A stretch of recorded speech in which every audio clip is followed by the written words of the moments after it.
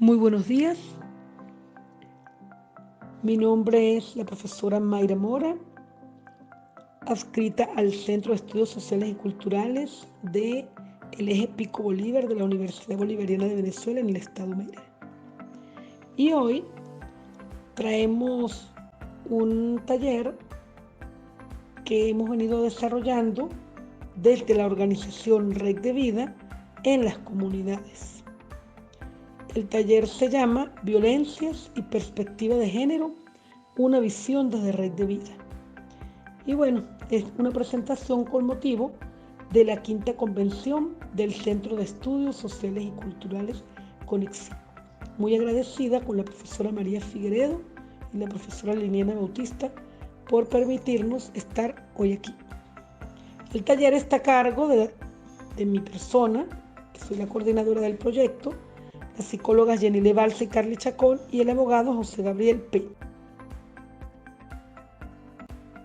Bien, el objetivo es sensibilizar a la colectividad sobre la afectación en la salud mental que causa la violencia desde una perspectiva de género para su conocimiento y reflexión. Los puntos que tiene es, en primer lugar, una presentación del proyecto Red de Vida a cargo de mi persona, una presentación a cargo del abogado José Gabriel Peña sobre el tema de perspectiva de género y finalmente una presentación a cargo de la psicóloga Jenny Balsa y Carly Chacón sobre el tema de la violencia y su impacto en la salud mental y el círculo de la violencia a cargo de las psicólogas.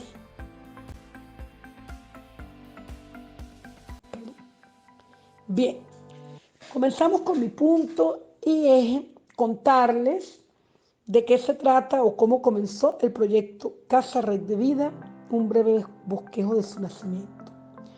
Bueno, nosotros en el año 2020 decidimos montar, digamos, una pequeña organización con la finalidad de contribuir de alguna manera a transformar problemáticas sociales que tenían que ver con violencias, con la educación, varios aspectos.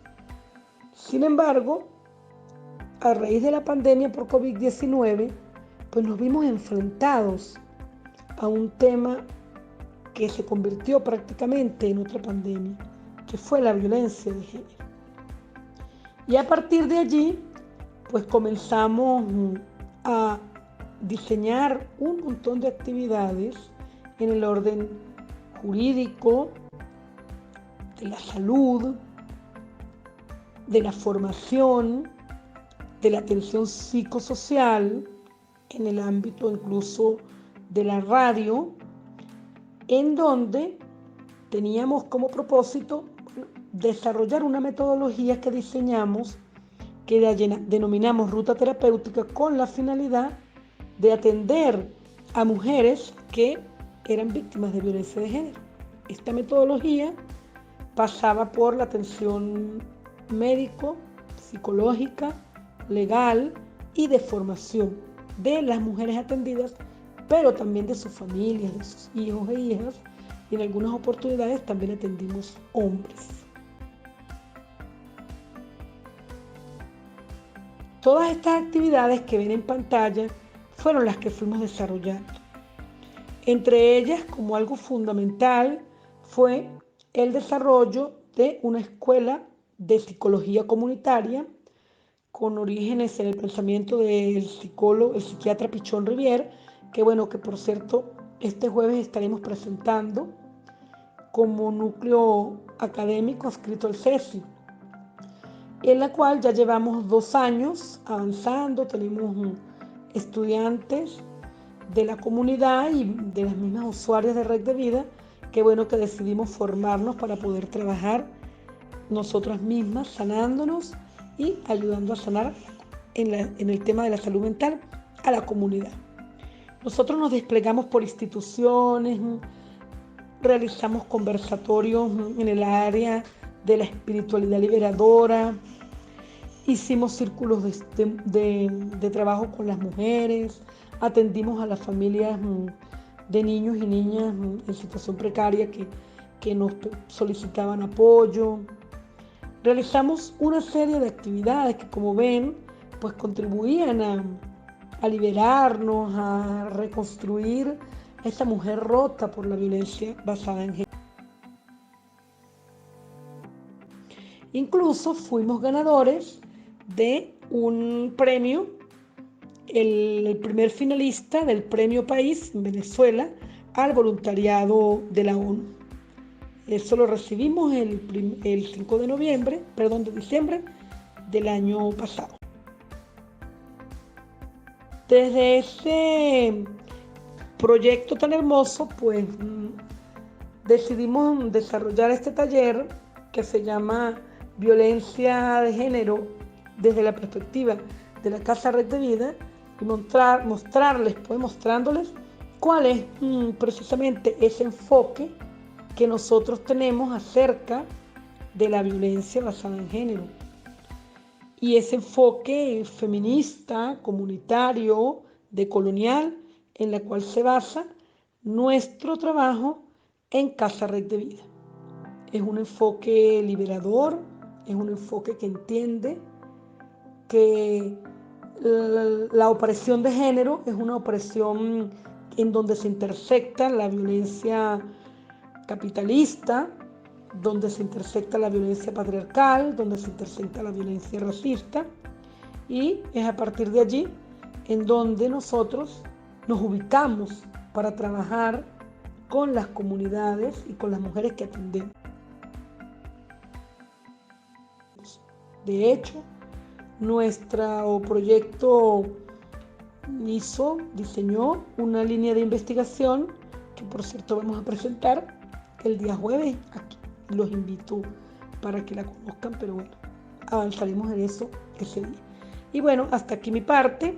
Ahora continúa avanzando con el tema el abogado José Gabriel Peña respecto a los fundamentos de la perspectiva de género. Muy buenos días para todos y para todos los que nos escuchan. Mi nombre es José Gabriel Peña, soy abogado de profesión y bueno, tengo alguna experiencia en trabajo de derecho de género y vamos a hablar un poquito sobre lo que yo titulo Género y Derechos hacia la igualdad y la no discriminación de las mujeres. Bien, para empezar podemos preguntarnos o no podemos hacer el siguiente cuestionamiento. ¿Los hombres y las mujeres somos diferentes? Bueno, yo respondería de la siguiente manera. Sí, nosotros somos diferentes desde el punto de vista sexual. Las mujeres de alguna manera engendran los hijos e hijas en su vientre, paren y amamantan, mientras que los hombres fecundan los óvulos para la reproducción. Las mujeres por lo general son más pequeñas que los hombres y tienen menor fuerza. Los hombres de alguna manera también tienen más vellosidad y una voz mucho más gruesa.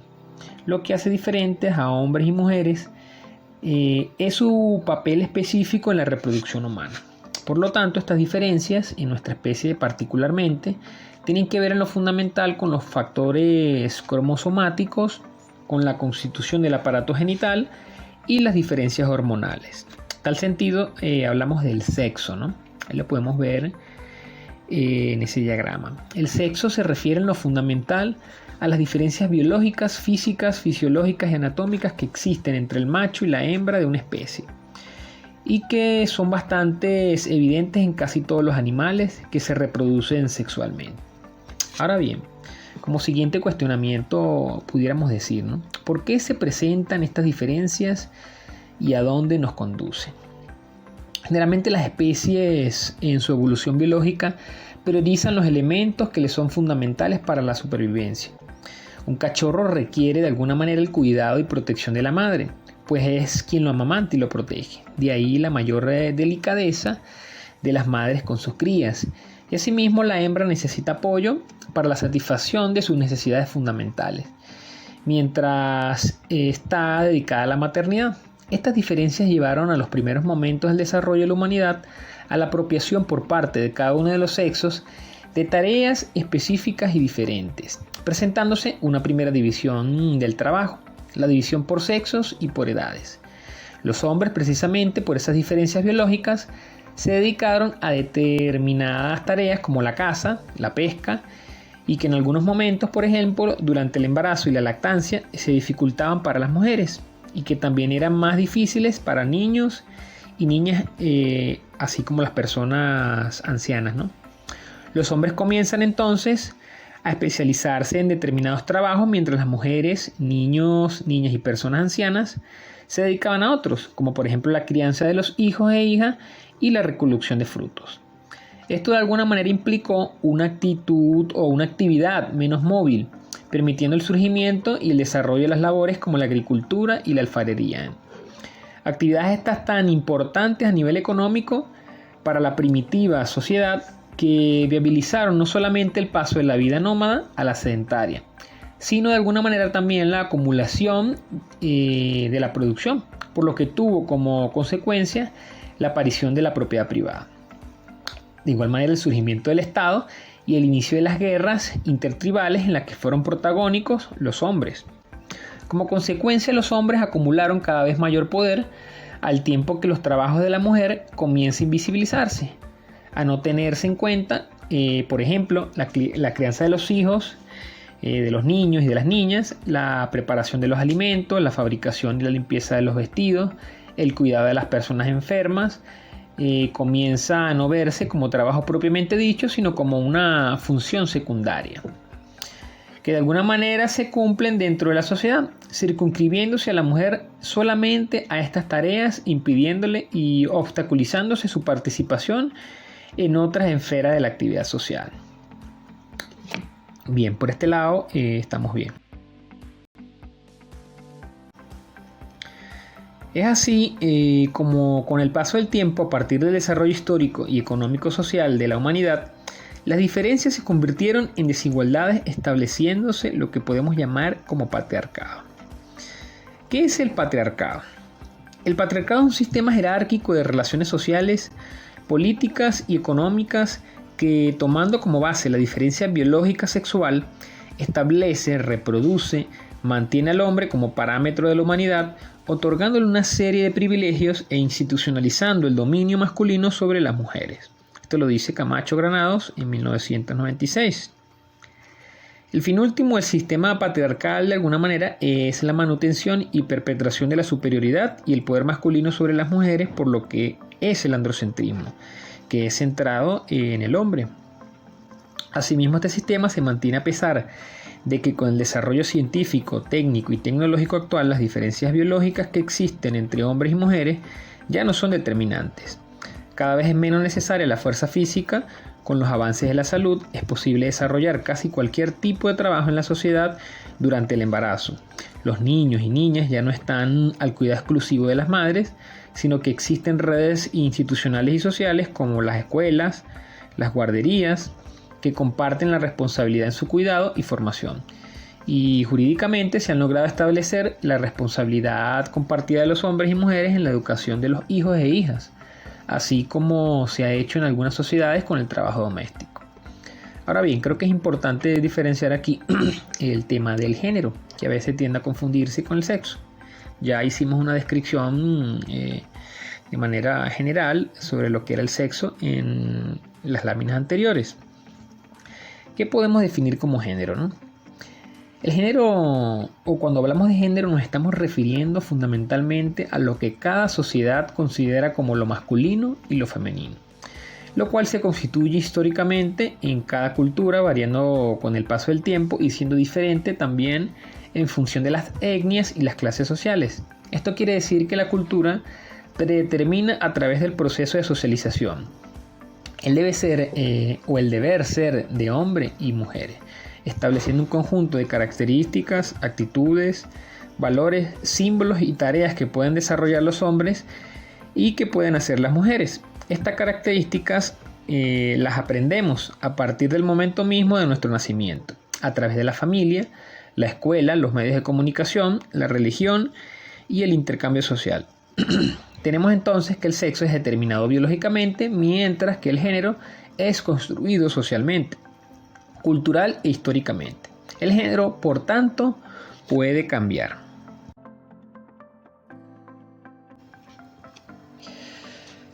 ¿Qué son los roles de género? Los roles de género son las tareas, actitudes y formas de actuar que cada cultura le asigna históricamente a los hombres y a las mujeres. Por lo tanto, por esa asociación que se hace en las sociedades de determinadas características sexuales con ciertos tipos de trabajo, en el desarrollo histórico particular de cada sociedad se van estableciendo tareas que se consideran femeninas y tareas que se consideran masculinas. En nuestra sociedad, la mayoría de las tareas femeninas se relacionan con el ámbito privado. Solo los quehaceres domésticos, generalmente poco o no remunerados, las actividades educativas, las de cuidadoras, mientras que se les consideran masculinas la participación en la guerra, en la política, el trabajo remunerado, todas ellas relacionadas con el ámbito público. En este sentido, también es importante resaltar las diferencias en cuanto a los estereotipos de género.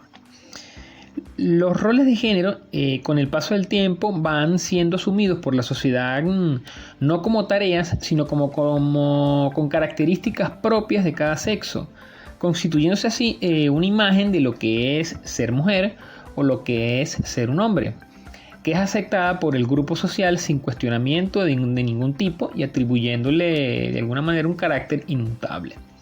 De ahí surgen las afirmaciones como los hombres no lloran, las mujeres lindas son brutas, las mujeres no saben conducir, los hombres son más inteligentes que las mujeres. Estos son los estereotipos de género. Este estereotipo, que son asumidos por las personas de cada cultura sin cuestionamientos, porque se los considera verdades que no necesitan demostración alguna. Un estereotipo de género es una idea simplificada pero fuertemente asumida sobre las características de los hombres y las mujeres. Ahora bien, ¿qué podemos hacer para superar la desigualdad y la discriminación de la mujer? La superación de la desigualdad y la discriminación de la mujer no se logra solamente con medidas jurídicas ni con políticas públicas, pero comienzan por ellas. Por eso es necesario conocer y aplicar las leyes. En nuestro Estado venezolano, de alguna manera tenemos una constitución garantista que de alguna manera también se apegó a pactos, tratados y convenios internacionales suscritos y ratificados por la República, como por ejemplo la Convención Belén do Pará y la CEDAW, y posteriormente el surgimiento de la Ley Orgánica sobre el Derecho de las Mujeres a una Vida Libre de Violencia en el año 2007, que recoge una serie de derechos que protegen y de alguna manera previenen, sancionan y erradican la violencia desde el punto de vista jurídico.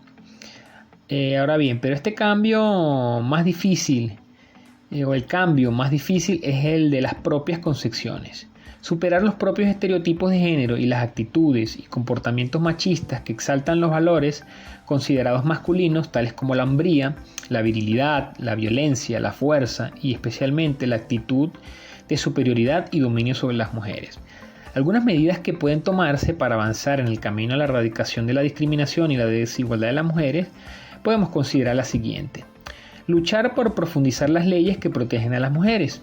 Impulsar medidas positivas que garanticen la equidad, es decir, la igualdad de oportunidades para todos y todas, asegurando respuestas a cada cual según sus necesidades. Exigir la aplicación de las leyes y, si es necesario, que cada servidor público garantice el ejercicio de los derechos de las mujeres.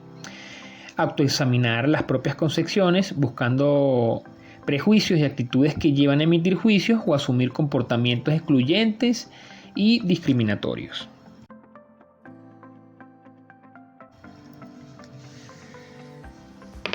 La exposición de motivos de la Ley Orgánica sobre el Derecho de las Mujeres a una Vida Libre de Violencia nos habla que la violencia contra las mujeres encuentra sus raíces profundas en las características patriarcales de las sociedades en las que prevalecen las estructuras de subordinación y discriminación hacia las mujeres que consolidan la conformación de conceptos y valores que descalifican sistemáticamente a la mujer, sus actividades y sus opiniones. Es así como cualquier negativa o rechazo al poder masculino es vivida por el hombre agresor como una transgresión a un orden natural, que justifica la violencia de su reacción en contra de la mujer. Se trata pues de una violencia que se dirige sobre las mujeres por ser consideradas por sus agresores carentes de los derechos fundamentales de libertad, respeto, capacidad de decisión y el derecho a la vida. Por consiguiente, se considera que la violencia contra las mujeres es todo acto sexista o conducta inadecuada que tenga o pueda tener como resultado un daño o sufrimiento físico, sexual, psicológico, emocional, laboral, económico y patrimonial. La coacción o la privación arbitraria de la libertad, así como la amenaza de ejecutar tales actos. Tanto así, si se producen en el ámbito público como en el ámbito privado. En tal sentido, ¿en qué se diferencia la violencia de género o basada en el género de la violencia contra la mujer? El término de violencia por motivos de género se utiliza para diferenciar la violencia común de la violencia que está dirigida a personas o grupos de personas con base en su género. La violencia por motivos de género tiene un impacto devastador en la vida de las mujeres y las niñas, quienes en su mayoría son las víctimas, pero también dificulta el desarrollo de los hombres y los niños, ayudando a fortalecer las iniquidades de la sociedad. Por el contrario, el término de violencia contra la mujer, como ya habíamos hablado hace un momento, se refiere a cualquier acto de violencia que resulte de un daño físico, sexual, psicológico, específicamente a mujeres y niñas. La violencia contra las mujeres es una forma específica de violencia de género. Por lo tanto, es la que pretende erradicar la ley orgánica sobre el derecho de las mujeres a una vida libre de violencia. La última reforma de dicha ley, que fue el 16 de diciembre del 2021, la misma en su artículo 19 nos tipifica las formas de violencia, dentro de los cuales tenemos la violencia psicológica, el acoso y hostigamiento, la amenaza, la violencia física, la violencia familiar, también tenemos la violencia sexual en relaciones de pareja, la prostitución forzada, la esclavitud sexual, el acoso sexual, violencia laboral, violencia patrimonial y económica, violencia obstétrica, esterilización forzada, violencia mediática, violencia institucional, violencia simbólica, violencia informática, violencia ginecológica, violencia multicausal, tráfico de mujeres, niñas y adolescentes, trata de mujeres, niñas y adolescentes, femicidio e inducción al suicidio, para un total de 25 formas de violencia.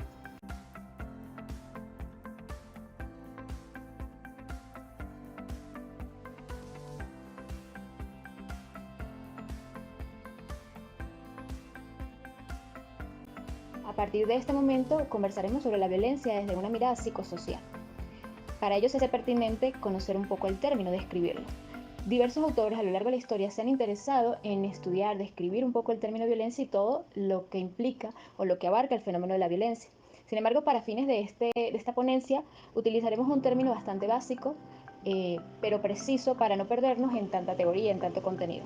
Cuando hablamos de violencia en este sentido, podemos decir que son todas aquellas acciones que implican un daño a otro, bien sea desde el punto de vista individual o colectivo, es decir, un daño que sea dirigido a una persona o a varias personas. Estas acciones se materializan de diversas maneras. Puede ser a través de golpes, empujones, cualquier acción que implique un contacto físico y por ende un daño físico en el otro. También puede estar en el plano del lenguaje, oral o escrito. Hablamos de insultos, palabras que impliquen una desvalorización del otro, gritos. Puede desarrollarse de manera verbal, como ya les dije, a través de los gritos, insultos, ¿verdad?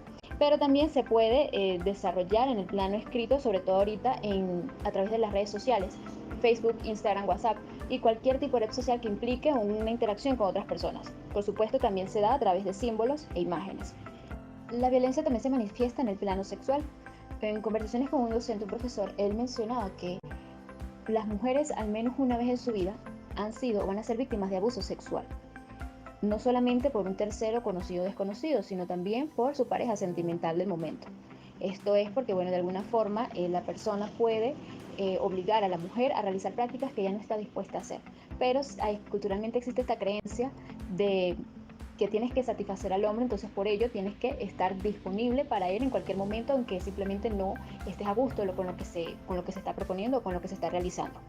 Asimismo, también se puede ver este tipo de violencia por ejemplo, en esas entrevistas con actrices en las que simplemente no se las valora por sus talentos o lo que están produciendo desde el punto de vista artístico, sino hay una cosificación de la mujer. Digamos que estas entrevistas siempre están orientadas a la vestimenta, a la sexualidad, con quién está saliendo, con quién le gustaría tener algún tipo de relación sexual. Entonces, como les decía, hay una cosificación de la mujer para que parte, ¿no?, del pensamiento cultural de que la mujer solamente es para satisfacer al hombre, no tiene otras capacidades que pueda explotar o desarrollar. Cada una de estas manifestaciones de la violencia mencionadas, que bueno, tienen nombre de violencia física, verbal y sexual, incluyen un poco de la violencia que vamos a ver a continuación. Pues de alguna forma todas están englobadas dentro de este tipo de violencia, y es la psicológica. Cuando hablamos de violencia psicológica nos referimos a toda acción que esté destinada a degradar y controlar las emociones, comportamientos, creencias, decisiones de otras personas por medio de la intimidación, manipulación, amenaza, humillación, aislamiento o cualquier conducta que implique un perjuicio en la salud psicológica de la persona. Este tipo de violencia trae una infinidad de consecuencias. Empecemos describiendo que de alguna forma la persona comienza a incorporar lo que le dice y empieza a asumirse como tal. Entonces, por ejemplo, una mujer que se desarrolla en un ambiente, piensa en su núcleo familiar, a través de sus amigos o con su pareja sentimental, en donde siempre se vinculan con ella, es resaltando las carencias que tiene o sus defectos, la persona comienza a asumirse de esa manera. Es decir, si estas personas me dicen lo inútil que soy, lo poco que sirvo o lo mal que me veo, empiezo a modificar mi autoconcepto y empiezo a verme de esa manera. Entonces, de alguna forma, parte de las consecuencias es que perjudica la autoestima, el autoconcepto, autoconfianza y amor propio. Es decir, si siempre se me está repitiendo este tipo de términos o se me califica de esta manera, entonces llega un momento en que yo me voy a asumir como yo realmente soy una inútil, yo no sé hablar bien. Entonces, si mi pareja me dice, tú no sabes hablar bien, tú cuando hablas me ridiculizas, la persona de alguna forma a lo largo del tiempo va a empezar a adquirir las conductas de una persona retraída. Entonces, simplemente en el momento de socializar no va a poder hacerlo porque tiene en su mente la idea de que en el momento en que ella hable o se exprese va a cometer un error. Entonces, esa es parte de las consecuencias que podemos destacar de este tipo de la violencia en cualquiera de sus manifestaciones. ¿Qué desencadena esto en la persona? Bueno, aquí hablaremos un poco de términos y conceptos psicológicos, empezando porque, bueno, la violencia puede ocasionar en cualquier persona, pero en este caso en las mujeres, cualquier tipo de psicopatologías, trastornos, como por ejemplo la depresión, ansiedad, estrés postraumático. Es decir, la persona que se ha desarrollado en un ambiente o que ha vivido un ambiente de violencia física, por ejemplo, va a tener el miedo y la sensación constante de que va a sufrir más daño. Entonces, si no solamente fueron golpes, sino también esa intimidación, esas amenazas, la persona va a vivir en ese estado de alerta constante, con miedo y terror a vincularse con otras personas porque tiene la idea de que va a sufrir más daño de cualquier persona, y más si es un hombre. También se pueden desarrollar o desencadenar trastornos de personalidad, trastornos de sueño, trastornos alimenticios. La persona puede o empezar a comer demasiado o no comer. También se pueden desarrollar apatía, falta de interés, falta de concentración, culpabilidad, sobre todo en los casos en que se ha judicializado el acto violento. También puede generar pesimismo, paralización del desarrollo personal. Es decir, una persona que no tiene autoestima porque ha vivido un proceso bastante fuerte en el que se le ha dicho lo que ella debe hacer y debe comportarse. Entonces no hay una claridad de la esencia como persona. Entonces, ¿qué sucede? Que hay una paralización del tiempo y del desarrollo, y la persona simplemente no va a saber cómo actuar o va a tener ese desequilibrio mental que le impide vincularse con otras personas de manera sana. Para finalizar, podemos decir que esta es parte del impacto que tiene en la salud mental los actos violentos. Existen muchísimas consecuencias, pero para fines de esta ponencia considero que son las más importantes y engloban la gran cantidad de consecuencias que implican los actos violentos como tal. Además, bueno, entender que, como ya les mencioné, cada una de las manifestaciones de violencia física, verbal y sexual tienen un poco de violencia psicológica. Este tema, por supuesto, tiene muchísimo material, mucho por qué profundizar, pero por cuestiones de tiempo, se hace imposible ponernos a detallar cada uno de los elementos mencionados. Sin embargo, bueno, agradecer su atención y esperamos encontrarnos en una próxima ocasión para poder hablar bien sea de este tema a mayor profundidad o de cualquier otro tema. Muchísimas gracias.